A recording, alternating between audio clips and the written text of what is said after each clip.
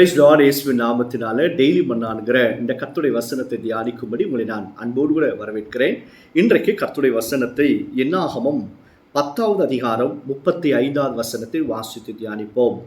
பெட்டியானது புறப்படும் போது மோசே, கர்த்தாவே எழுந்தருளும், உம்முடைய சத்துருக்கள் சிதறடிக்கப்படுவார்களாக, உம்மை பகைக்கிறவர்கள் உமக்கு முன்பாக ஓடி போவார்களாக என்பான். கர்த்தருடைய பிள்ளைகளை, மோசே இந்த வார்த்தையை சொல்லும் பொழுது இஸ்ரவேல் ஜனங்களுக்கு விரோதமாக எழும்புகிற சத்துருக்கள் இஸ்ரவேலுக்கு மட்டுமல்ல, கர்த்தருடைய சத்துருக்களாக இருந்தார்கள். கர்த்தருடைய பிள்ளைகளுக்கு விரோதமாக எழும்புகிற சத்துருக்கள் அந்த மனிதர்களுக்கு, தேவனுடைய பிள்ளைகளுக்கு மட்டுமல்ல, தேவனுக்கே அவர்கள் சத்துருக்களாக இருப்பதை நம்மால் பார்க்க முடியும். பல நேரத்தில் நமக்கு விரோதமாக ஒரு கூட்டம் கூடுவாங்க. என்றைக்குமே நீங்கள் நல்லா பாருங்க, உங்களுக்கு விரோதமாக, கர்த்தருடைய பிள்ளைகளாக நமக்கு விரோதமாக யாராவது ஒருவன் எழும்புகிறான் அப்படின்னா அவனுக்கு பின்பாக ஒரு குழு இருப்பாங்க, அல்லது ஒரு நபராவது அவனை இயக்குவதற்கோ அவனுக்கு பின்பாக இருப்பாங்க. ஒரு அசுத்தமான மனுஷீக ஆவிகள் பிசாசினாலே ஏவுண்டு, பிசாசினாலே நிரப்பப்பட்டு, அப்படிப்பட்ட ஆட்கள் எழும்பி நமக்கு விரோதமாக அவதூறு பேசுவாங்க. நம்ம முன்பாக நல்லா பேசுவாங்க, இனிப்பாய் பேசுவாங்க. நமக்கு முன்பாக அவர்கள் சமாதானமாக இருப்பது போல இருக்கும்.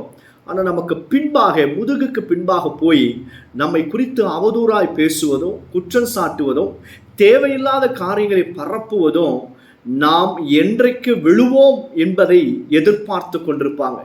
பலவிதமான தீமையான காரியங்களை செய்து கொண்டிருப்பாங்க. அப்படிப்பட்ட ஜனங்களை, அப்படிப்பட்டவர்களை கர்த்தர் சொல்லுகிறார், கர்த்தரே சிதறடிக்கும்படியாக எழுந்தருளுவார். அல்லேலூயா. உங்கள் சத்துருக்களுக்கு முன்பாக கர்த்தர் நம்முடைய தலையை எண்ணெயினால் அபிஷேகம் பண்ணுகிறார். நம்முடைய பந்தியில சத்துருக்களோடு கூட முன்பாக கம்பீரமாக உட்கார்ந்து சாப்பிடும்படியாக கர்த்தர் செய்வார். தேவனுடைய பிள்ளைகளை, ஒருவேளை உங்களுக்கு விரோதமாய் சத்துருக்கள் எழும்புறாங்களா, கூட்டமாக எழும்புறாங்களா, நீங்கள் உங்கள் முன்னாடி நல்லா பேசுறது போல இருந்து உங்களுக்கு பின்பாக அவதூறாய் பேசுகிறாங்களா, கவலையே படாதீங்க. கர்த்தர் வாக்கு பண்ணுகிறாரு. அப்படிப்பட்ட கூட்டத்தை கர்த்தர் சிதறடிப்பான். இருக்கிற இடமே தெரியாம அவர்கள் தெரிச்சு ஓடுவதை உங்கள் கண்கள் பார்க்கும். அல்லேலூயா. உன்னோடு போராடினவர்களை நீ தேடியும் காணாதிருப்பாய் என்பது வாக்குதத்தம்.